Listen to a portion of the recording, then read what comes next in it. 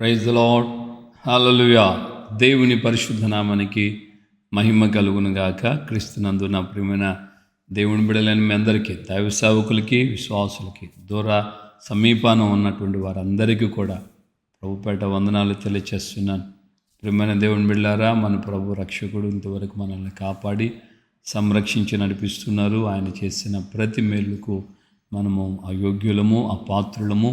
ఆయన కనికరము, వాత్సల్యము, దయనే ఈ విధంగా మనల్ని సంరక్షించి నడిపిస్తున్నారు. దేవునికి స్తోత్రం. హల్లెలూయా.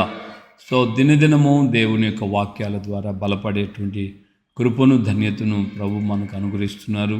అందుని బట్టి దేవునికి కృతజ్ఞతాస్తుతి చెల్లిస్తున్నాం. దైవికంగా మనము దేవుని యొక్క ఆత్మకు అప్పగించుకొని ప్రతి మాటను మన హృదయంలో నీరుకట్టి ఫలింపబడేటట్లుగా ప్రార్థనాపూర్వకంగా మనం ఎదుగుదాం. దేవునికి స్తోత్రం. హల్లెలూయా. సో ఈ యొక్క దినాన మనకు అవసరమైన దేవుని యొక్క వాక్యం మనం నేర్చుకుంటూ వస్తున్నాం.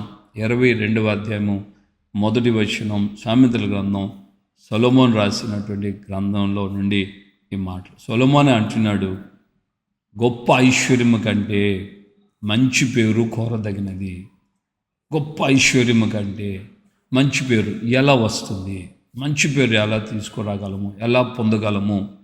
మంచి పేరు ఎక్కడైనా అమ్ముతారా? మంచి పేరు ఈ రోజున మన అప్పుడప్పుడు వింటుంటాం, మాకు అమ్మాయి పుట్టింది, మాకు అబ్బాయి పుట్టాడు, మంచి పేరు సెలెక్ట్ చేయండి, మంచి పేరు సెండ్ చేయండి, మేము ఆ పేరు మాకు సజెస్ట్ చేయండి. ఏ వచ్చిన పేర్లు అన్నింటిలో ఏది మంచిది అనిపిస్తే దాన్ని మా అబ్బాయికి పెట్టుకుంటాం, లేదంటే మా అమ్మాయికి పెట్టుకుంటాం, లేదంటే మా సంస్థకి పెట్టుకుంటాం, లేకుంటే మా యొక్క కంపెనీకి పెట్టుకుంటాం.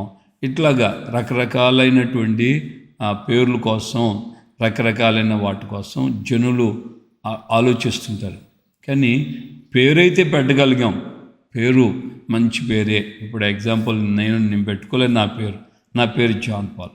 నాకు తెలిసి మా అమ్మ, మా నాన్న, పెద్ద సేవకులు చెప్పిన మాట ఏంటంటే, మాకు గొప్ప సేవకులు దైవజనులు పాస్టర్ అరుల్ దాస్ గారు అని ఆ గొప్ప దైవజనులు బెంగళూరు నుంచి వచ్చి మా కుటుంబాన్ని అప్పుడు దర్శించి ఆయన మాకు పేరు పెట్టాడని మా తల్లిదండ్రులు చెప్పారు. సో నా పేరు గొప్ప, అదే పేరు జాన్ పాల్, మంచి, దానికేం డోకా లేదు. కానీ ఈ జాన్ పాల్ అనే వ్యక్తి మంచి పేరు కలిగి ఉన్నటువంటి వ్యక్తిగా ఉన్నాడా? పేరుకి మాత్రం పెట్టుకుంటే కాదు, కానీ పేరులో ఉన్నదానికంటే కూడా పేరుకి మరింత శక్తిని, మరింత ఒక హక్కుని, లేక మరింత ఘనతను తీసుకొచ్చే ప్రవర్తన ఉందా? ప్రవర్తనలు బట్టే పేరు గొప్పగా వస్తుంది. మంచి పేరు రావాలంటే ప్రవర్తన ప్రాముఖ్యం. ఆ ప్రవర్తన విషయాల్లో మొదటిగా హానరబుల్ బిహేవియర్ అని మనం చూసాం. సెకండ్లీ గాడ్లీ విజ్డమ్ అని మనం చూసాం. సో ఘనతనొందదగినటువంటి స్వభావము, దైవికమైన తెలివి లేక జ్ఞానాన్ని గురించి మనం చదువుకున్నాం గత 2 రోజులు. ఈ రోజున మనం గమనిస్తే మోరల్ కరేజ్ అని ఉంది, నైతిక ధైర్యము. నీవు మంచి పేరు రావాలంటే నీకున్న పేరు ఏదైనా కావచ్చు, కానీ ఆ పేరులో నీకు మంచి స్థితి రావాలనంటే నీకు మోరల్ ఎథిక్స్, మోరల్ ధైర్యం, మోరల్ కరేజ్ మనకు అవసరం. అంటే నైతిక ధైర్యము, నైతిక బలము, నైతిక శక్తి మనకు అవసరమైంది. ఈ నైతికత గురించి మనం మాట్లాడదలుచుకుంటే, ఎప్పుడు ఎలాంటి పరిస్థితులు ఇది అవసరం అంటే, మనకు ప్రతికూలమైన పరిస్థితులు ఏర్పడినప్పుడు కూడా నిమ్మలంగా ఆ యొక్క స్థితిలో కూడా, ఎంతటి ప్రమాదకరమైన పరిస్థితులు ఎదురైనప్పటికీ కూడా నిమ్మలంగా ఉండి దేవుని మీద ఆధారపడి దైవ సంబంధమైనటువంటి రీతిలో మనము సహనముతో కనిపెట్టినప్పుడు ఆ స్థితి మనకు ఆ యొక్క మంచి పేరుకి మనం పొందడానికి కారణము అవుతున్నాం. మన జీవితంలో ఆ స్థితి రావడానికి కారణం కాగలదు. కనుక దేవుని బిడ్డలుగా ఈ రోజున మనం గమనించాలి. దేవుని లేఖనంలో ఉండి, సో పితృడైనటువంటి మోషేను గమనిస్తే ఆయన ఐగుప్తులందరి ఎదుట గొప్పవాడుగా మారాడు. ఐగుప్తులో ఉన్నటువంటి వారందరికీ, ఐగుప్తులో ఒకప్పుడు మోషే అంటే ఎవరికి తెలియదు. ఒకప్పుడు మోషే అంటే ఒక వ్యక్తిని చంపి పారిపోయిన వ్యక్తి అని కొంతమందికి తెలుసు. ఇప్పుడు యావత్తు ఐగుప్తు దేశంలో ఉన్న వారందరికీ మోషే అనువాడు గొప్పవాడు ఆయను అని రాడు. ఎలాగా?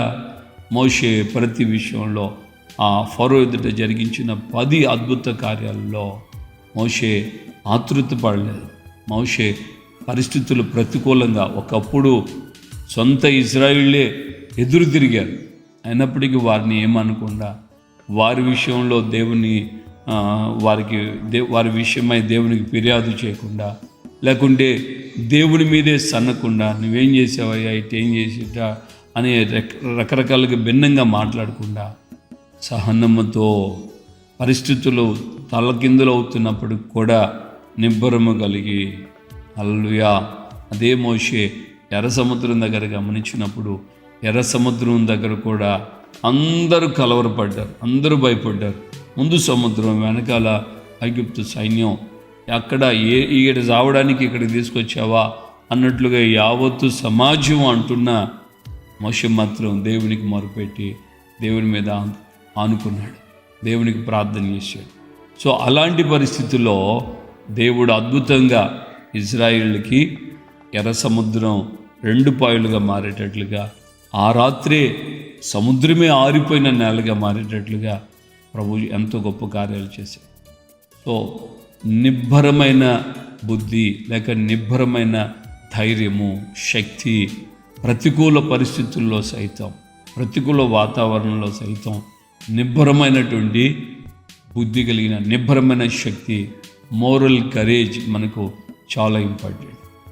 దైవజనుడు దావీదు జీవితంలో మనం గమనించిన యావత్తు సైన్యమంతా కూడా భయపడి వెళ్ళి దాక్కుంటుంటే గుడారాలకు వెళ్ళి దేవుని బట్టి దావీదు తన దేవుడిని యెహోవాను బట్టి ధైర్యం తెచ్చుకొని ఇజ్రాయిల్ని తిరస్కరించడానికి, ఇజ్రాయిల్ని అవమానపరచడానికి, ఈ సున్నతి లేని ఈ ఫిలిష్తీయుడు ఎంతటి వాడని, ఫిలిష్తీయుడైనటువంటి గొలియాతు యొక్క రూపాన్ని, ఆకారాన్ని, ఎత్తును, పొడుగును, వెడల్పును ఆయన ఏం కొలతలు పెట్టుకోలేదు. కానీ ఒకటే మాట అంటున్నాడు, జుముగలిన దేవుని సైన్యమును తిరస్కరించుటకు ఈ సున్నతి లేని ఫిలిష్తీయుడు ఎంతటి వాడని చెప్పి ఫిలిష్తీయుని కొట్టి చంపడానికి దావీదు ఫిలిష్తీయుని ఎదుర్కొనబోయాను అని రాబడి. పరిస్థితులు, ప్రతికూలమైన పరిస్థితుల్లో కూడా దావీదు కలిగి ఉన్నటువంటి ఆ నిబ్బరమైన ధైర్యం, నిబ్బరమైనటువంటి బలం, నిబ్బరమైనటువంటి శక్తి దావీదును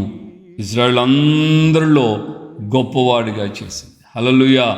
దావీదు పేరు వింటే భయపడేటట్లుగా, ఫిలిష్తీయులందరూ కలవరపడేటట్లుగా, గొలియాతు మాకు తిరుగులేడు, గొలియాతు మాకు ఇంకా ఉంటే మాకు ఎత్తైన కోటలు ఉన్నట్టు, ఇక గొలియాతుని ఎవడు జయించలేడు అని గొలియాతు మీద భరోసా పెట్టుకున్నటువంటి ఫిలిష్తీయులందరూ గొలియాతు కింద పడి చస్తే, గొలియాతు తల నరకబడిన తర్వాత ఒక్క ఫిలిష్తీయుడు నిలబడలేదు, ఫిలిష్తీయులందరూ పారిపోయారు అని రాయబడి. హల్లెలూయా. నా ప్రియమైన దేవుని బిడ్డలారా, పక్షమందు ఉన్నటువంటి వ్యక్తులు ఎవరైనా సరే, ఎవరిని బట్టో మాకు ఆయన ఉన్నాడు, మాకు ఈయన ఉన్నాడు, మాకు ప్రధాని ఉన్నాడు, మాకు ముఖ్యమంత్రి ఉన్నాడు, మాకు ఎమ్మెల్యే ఉన్నాడు, మాకు మంత్రి ఉన్నాడు అని వ్యతిరేకంగా లేస్తున్న వాళ్ళు ఎంతమంది ఉన్నా సరే, దేవుని బట్టి మనకు కలిగిన ధైర్యం ఏదనగా ఆయన నామాన్ని బట్టి మనమేమో ఆయన చిత్తానుసారంగా మనం ఆయన్ని ఏమడిగినా ఆయన మనకు అనుగ్రహిస్తాడు. దావీదు దేవుని బట్టి వెళ్ళాడు యుద్ధానికి. దేవునికి చెప్పలా, అయ్యా నన్ను వెళ్ళమంటావా, ఫిలిష్తీని జయిస్తాను, ఫిలిష్తీని కొట్టడానికి నన్ను బొమ్మంటావా అని దేవుని దగ్గర వెళ్ళి ప్రార్థన చేసో లేకుంటే ఇంకోటి ఏం చేయలే, రోషం పూనాడు. నిబ్బరమైన ధైర్యము, మోరల్ కరేజ్ ఆయనలో ఉంది. ఓకే, నా ప్రజల కోసం, నా ప్రజలు దేవుని సైన్యము, నా ప్రజలు జీవగలిగిన దేవుని సైన్యముగా ఉన్నారు కాబట్టి ఆ సైన్యాన్ని తిరస్కరించడానికి ఈడంతటోడు అని చెప్పి నిబ్బరమైన శక్తి, బుద్ధి కలిగినటువంటి వ్యక్తిగా దావీదు వెళ్తుంటే దేవుడు కూడా దావీదు విషయంలో ఆయన ఎంతో సంతోషపడి ఉన్నాడు. కనుకనే దేవుడు దావీదుకి సహాయం చేశాడు.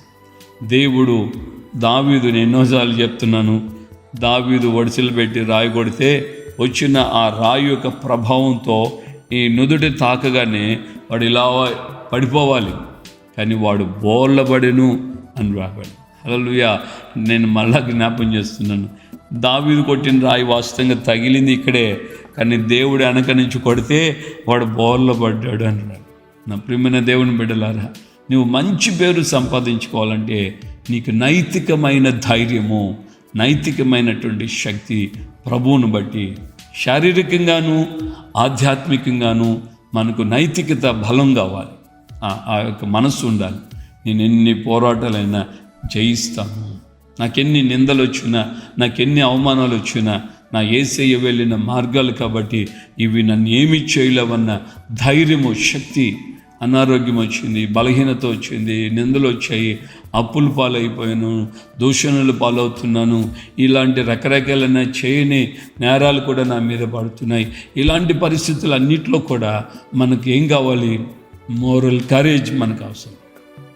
నిబ్బరమైనటువంటి శక్తి మనకు, ధైర్యం మనకు అవసరం. అది దేవుని బట్టి, దేవునిలో మనం కలిగిన వారమైతే మనకు ఆటోమేటిక్గా మంచి పేరు మనం సంపాదించగలం. హల్లెలూయా.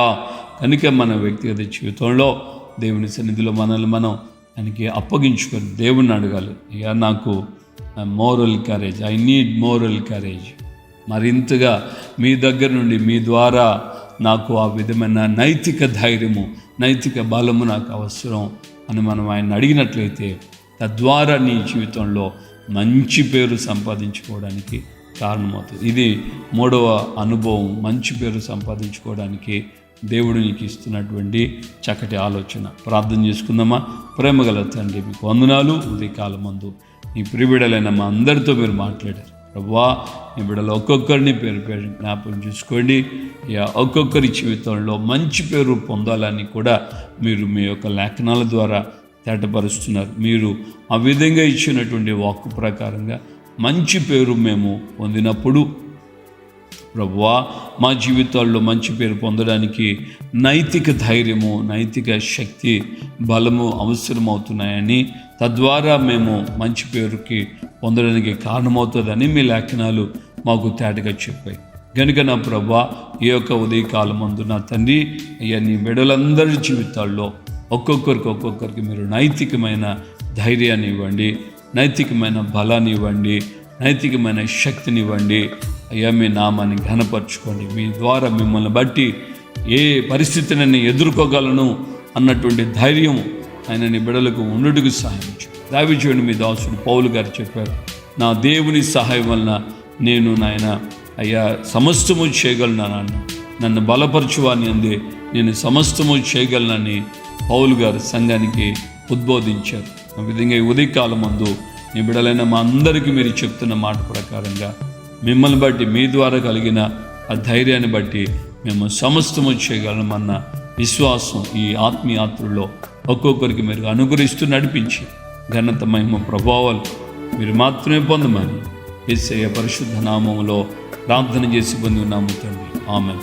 మన ప్రభు అయిన యేసుక్రీస్తు కృపయు, తండ్రి అయిన దేవుని ప్రేమ, పరిశుద్ధాత్మిక అన్యోన్య సహవాసం, సమాధానం ఇప్పుడు ఎల్లప్పుడూ సకల పరిశుద్ధులకి మనకును ప్రభు రాకడ పర్యంతం కృపతోడే ఉండి నడిపించును గాక.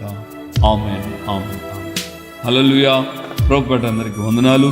నిశ్చయముగా ప్రభు మీకు తోడుగా ఉంటాడు. నైతికమైన స్థైర్యం, నైతికమైన బలము, శక్తిని ఆయన అనుగ్రహిస్తాడు. తద్వారా మన జీవితంలో మంచి పేరు సంపాదించడానికి కారణం. శుభము కలుగును గాక. దేవుడిని నా విధంగా మంచి పేరుకి తీసుకొని వచ్చిన గాక. ఆమేన్. హల్లెలూయా.